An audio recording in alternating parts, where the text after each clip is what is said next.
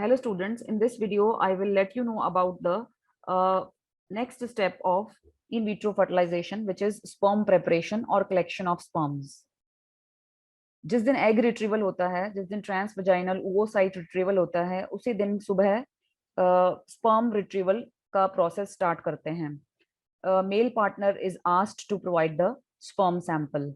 तो male partners को sufficiently beforehand उनको इंस्ट्रक्शंस मिलते हैं कि उनको 3 से उसके वहाँ स्पर्म रिट्रीवल के लिए आने से 3-4 दिन पहले तक कोई सेक्सुअल एक्टिविटी में इंडल्ज नहीं होना होता है. उनको कंप्लीटली परहेज करना होता है सेक्सुअल एक्टिविटी से. सेक्सुअल एक्टिविटी से परहेज करने को सेक्सुअल एब्स्टिनेंस बोलते हैं. तो 3 दिन के बाद जो सैंपल लिया जाता है उसमें यूजुअली बहुत high number of motile sperm, जिनकी बहुत ग्रेट मोटिलिटी होती है, with good quality sperms produce होते हैं और उनकी मोटिलिटी भी बहुत हाई होती है. अगर इससे लंबे पीरियड के लिए एब्स्टिनेंस करेंगे या इससे कम पीरियड के लिए एब्स्टिनेंस करेंगे, 3 या 4 दिन होता है उस पीरियड ऑफ एब्स्टिनेंस. अगर 3 या 4 दिन से कम पीरियड होगा एब्स्टिनेंस का या 4 दिन से ज्यादा होगा पीरियड एब्स्टिनेंस का, तो उससे स्पर्म की काउंट और स्पर्म की जो मोटिलिटी है उसमें भी फर्क आ जाता है. स्पर्म की मोटिलिटी, मूवमेंट, स्पर्म काउंट सब में कमी आ जाती है.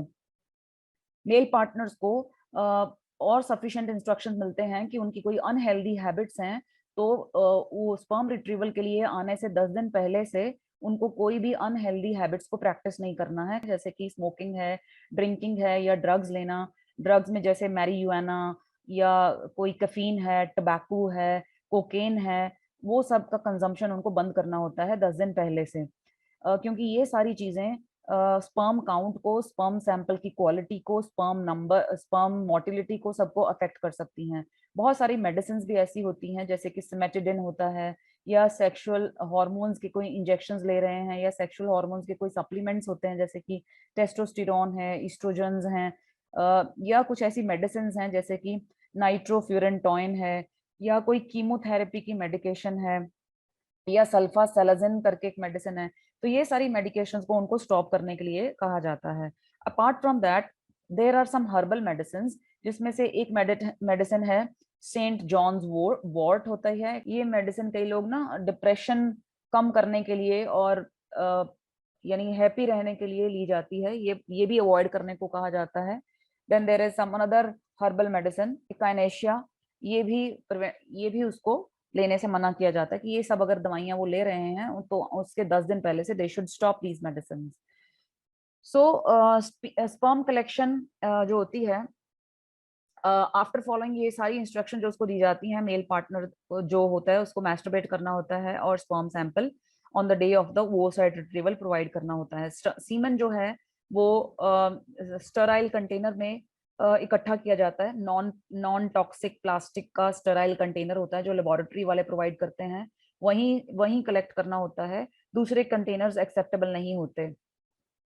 तो कुछ डॉक्टर्स ऐसा भी रिकमेंड करते हैं कि जिस दिन स्पर्म रिट्रीवल के लिए आना है उसके कुछ दिन पहले, several days prior to the day of egg retrieval, उसको एक और सीमन सैंपल देने के लिए कहा जाता है मेल पार्टनर को. उस सीमन सैंपल को फ्रीज कर लिया जाता है, जिसे हम क्रायो प्रिजर्वेशन बोलते हैं. Cryo preservation is the process of freezing. तो फ्रीज कर लिया जाता है सीमन सैंपल, बैकअप के लिए रखा जाता है कि जिस दिन अगर कोई पेशेंट एग रिट्रीवल वाले दिन सुबह सीमन सैंपल देने के लिए आता है लैब में, तो अगर उस टाइम कोई प्रॉब्लम आती है सीमन कलेक्शन में, या उस सीमन में जो क्वालिटी ऑफ द स्पर्म है वो सही नहीं है, तो उसके लिए बैकअप पहले से तैयार रखा जाता है.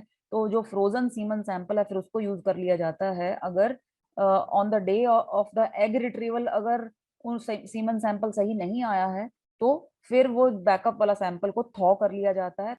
अगर उसकी जरूरत नहीं पड़ती है so that backup can be discarded. कुछ डॉक्टर ये भी रेकमेंड करते हैं कि जो मेल पार्टनर है उसको स्पर्म का सैंपल देने से कुछ दिन पहले से एंटीबायोटिक्स शुरू करने होते हैं, सो दैट कोई चांसेस ना हो इन्फेक्शन आने के. तो जब लैब में सीमन का सैंपल इन एंड्रोलॉजिस्ट को मिलता है, then they rinse the sample with a special solution, और वो स्पेशल सॉल्यूशन जो है वो डेड स्पर्म सेल्स अगर हैं तो उसको रिमूव कर देता है, या कोई सेलुलर डेब्री है तो उसको रिमूव कर देता है.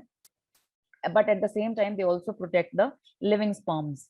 So एंड्रोलॉजिस्ट जो है वो 1 ml का स्पर्म सोल्यूशन लेता है, उसमें से सारा एक्स्ट्रा फ्लूइड जो है वो सेंट्रीफ्यूगेशन से निकाल देता है, और उसकी कॉन्सेंट्रेशन कितनी कितनी बन जाती है, उसकी कॉन्सेंट्रेशन तकरीबन कितनी आ जानी चाहिए, 30,000 motile sperms should be present पर ml।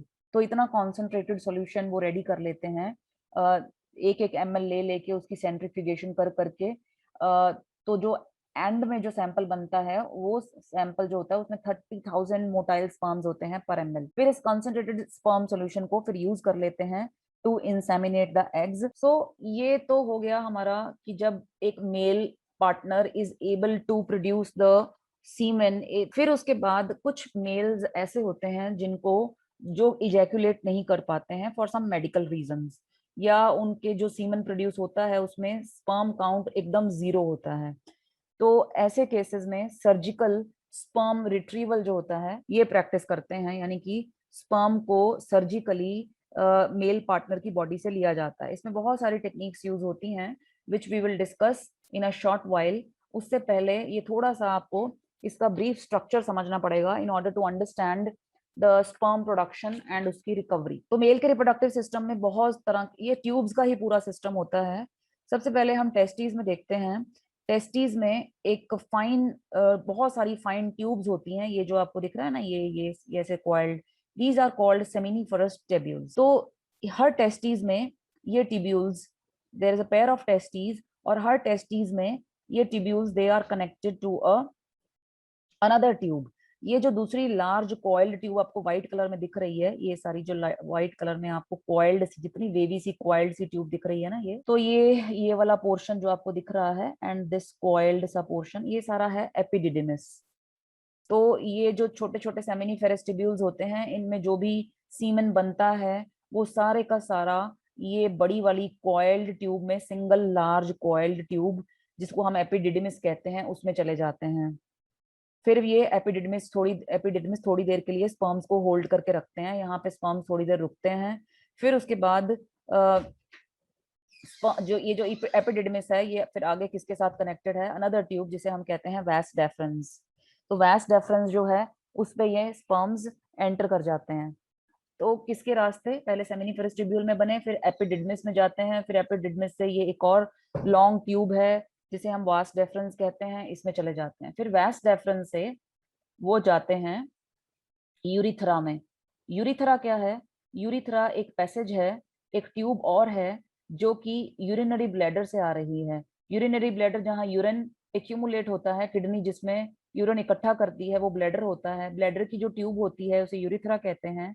और इधर से ये जो वास डेफरेंस है ये खाली कर देता है, इसके अंदर से जो सीमन आ रहा है, जो इसमें से स्पर्म्स आ रहे हैं, वो खाली कर देता है किसमें, यूरिथ्रा में। तो जो यूरिथ्रा है फिर उसमें ये सीमन जो है, फिर यूरिथ्रा में जो सीमन है वो उसी पैसेज में से यूरिन पास आउट होता है, और उसी पैसेज में से जो सीमन है दैट इज पास्ड आउट। कि ड्यूरिंग इजैक्यूलेशन ये काम होता है। अब जिन मेल्स को प्रॉब्लम होती है तो उसमें सबसे बड़ी प्रॉब्लम होती है एज़ोस्पर्मिया। एज़ोस्पर्मिया में क्या होता है, there is no sperm at all in the semen. इसके लिए कई रीजंस हो सकते हैं। तो it can be caused by some abnormality in the epididymis, यानी कि एपिडिडमिस में, ये एपिडिडमिस में कोई ब्लॉकेज होगी जिसकी वजह से सीमेन जो है वो एपिडिडमिस में नहीं आ रहा, या वास डेफरेंस में कोई ब्लॉकेज हो सकती है। तो इस तरह के जूओस्पर्मिया, एजूओस्पर्मिया को कहते हैं, कैसा, एजूओस्पर्मिया, ऑब्स्ट्रक्टिव एजूओस्पर्मिया।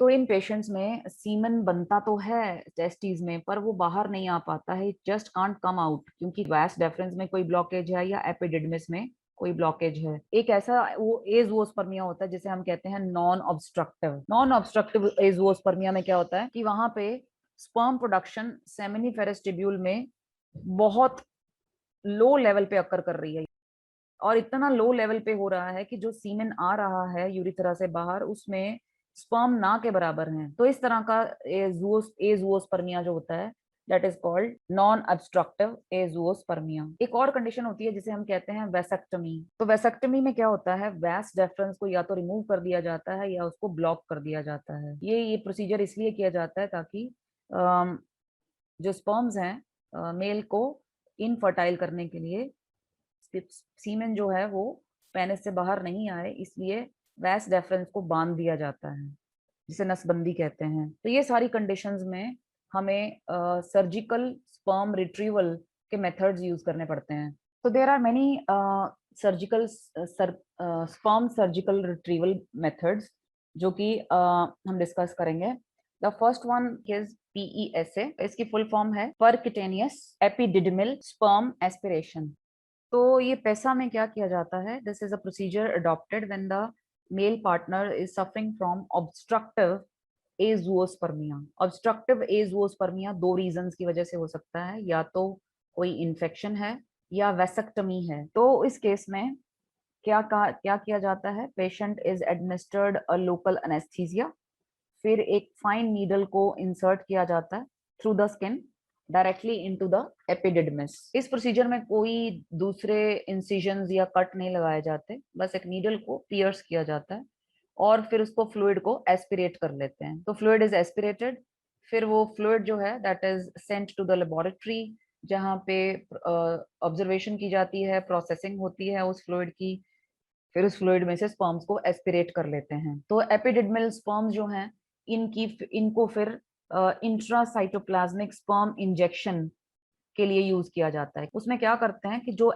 ये वाले पेसा मेथड से जो हमने स्पर्म्स एस्पिरेट किए हैं, वो स्पर्म सेल को डायरेक्टली एक इंजेक्शन से एग के साइटोप्लाज्म में डायरेक्ट इंजेक्शन डाल के, नीडल डाल के उसमें स्पर्म को इंजेक्ट कर दिया जाता है। सो वैसे ये प्रोसीजर तो है ही, पर ये जो एपिडिडमिल पेसा से हमने जो स्पर्म्स आइसोलेट किए हैं उनको बैंक किया जा सकता है। That means they can be frozen, they can be cryopreserved. इनकी क्वालिटी बहुत अच्छी होती है, they are excellent sperms and they can tolerate ये फ्रीज थॉइंग प्रोसेस। फिर उसके बाद हमारे पास अगला जो मेथड है that is MESA। MESA is microsurgical epididymal sperm aspiration. PESA जो है परक्यूटेनियस एपिडिडमिल जो स्पर्म एस्पिरेशन है, अगर वो फेल हो जाए तो ये टेक्निक अडॉप्ट की जाती है। इसमें भी यही करते हैं। The first step is administration of the local anaesthesia. फिर उसके बाद एक नीडल जो है यूजिंग एन ऑपरेटिंग माइक्रोस्कोप, वो नीडल जो है वो माइक्रोस्कोप के साथ कनेक्टेड होती है और उस नीडल को डायरेक्टली इंसर्ट किया जाता है एपिडिडमिस में, और ये उस माइक्रोस्कोप की हेल्प से ये नीडल को एग्जैक्टली यूज किया जाता है to locate the tubules of the epididymis precisely. फिर उस नीडल से फ्लूइड या टेस्टिकुलर टिश्यू का जो पीस है वो कलेक्ट कर लिया जाता है, फिर उस पीस को या उस फ्लूइड को बाद में प्रोसेस किया जाता है to look for the live sperms. MESA एक बहुत अच्छी टेक्निक समझते हैं। सारी टेक्निक्स में से सबसे ज्यादा क्वांटिटी ऑफ स्पर्म्स जो है वो MESA टेक्निक से ही मिलता है। ये दोनों टेक्निक्स जो हैं, जो मैंने आपको पैसा और मैसा बताई, ये दोनों टेक्निक्स यूज की जाती हैं जब ऑब्स्ट्रक्टिव एज़ोस्पर्मिया हो। अब उसके बाद हम करेंगे टेसी, करेंगे एक TESC और एक करेंगे TESA। ये दोनों नॉन ऑब्स्ट्रक्टिव एज़ोस्पर्मिया के लिए यूज की जाती है। अगर कोई स्पर्म नहीं है एपिडिडमिस में या वेसेक्टमी की वजह से, उस केस में जो टेसी है वो प्रैक्टिस किया जाता है। टेसी एक इन्वेजिव टेक्निक है। टेसी की फुल फॉर्म क्या है, this is testicular sperm extraction. तो इसमें 3 स्टेप्स हैं। सबसे पहले स्टेप में लोकल एनेस्थीसिया दिया जाता है, then there is given a small incision, एक कट लगाया जाता है जिससे कि वो स्क्रोटम को ओपन कर लेते हैं। तो उसमें से टेस्टिकुलर टिश्यू को निकाल लिया जाता है एंड टेस्टिकुलर टिश्यू को निकाल के उसमें से स्पर्म्स निकालने की कोशिश की जाती है। फिर उसके बाद माइक्रोस्कोप की हेल्प से वो जो टिश्यू निकाला है उसमें माइक्रोस्कोप की हेल्प से स्पर्म्स को रिट्रीव कर लेते हैं। This is TESC।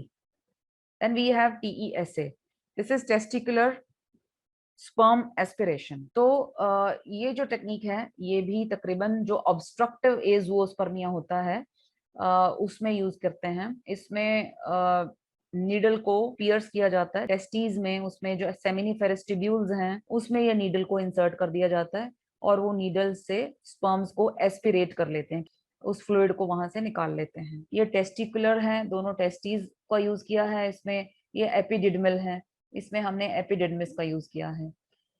तो जनरली ये दोनों जो हैं टेसा और Tessy, mainly non obstructive azoospermia में यूज किए जाते हैं। पेसा और मेसा, ए है यहाँ पे, that is used for mainly obstructive azoospermia. ये दोनों नॉन ऑब्स्ट्रक्टिव एज़ोस्पर्मिया के लिए, ये दोनों ऑब्स्ट्रक्टिव एज़ोस्पर्मिया के लिए।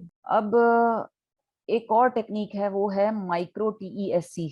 Micro stand for micro dissecting microscope use किया जाता है उसके लिए। तो जो माइक्रो डाइसेक्शन टीईएससी है, it is a procedure that is performed to remove, इसमें भी टेस्टिकुलर टिश्यूज के अंदर जो सेमिनिफेरस ट्यूब्यूल्स हैं, तो वो सेमिनिफेरस ट्यूब्यूल्स को माइक्रोस्कोप की हेल्प से ये small volumes of testicular tissue को रिमूव कर लिया जाता है। टीईएससी जो था टेस्टिकुलर स्पर्म एक्सट्रैक्शन, जिसमें हमने एक टिश्यू का पीस ले लिया था ना, इसमें भी हम वही करते हैं। इसमें we remove small volumes of testicular tissue, पर वो वॉल्यूम जो टिश्यू का हमने लिया है ऐसे रैंडमली नहीं लिया है, हमने with the help of microscope हमने वो एरियाज को आइडेंटिफाई किया है जो एरियाज में एक्टिव स्पर्म प्रोडक्शन हो रही है।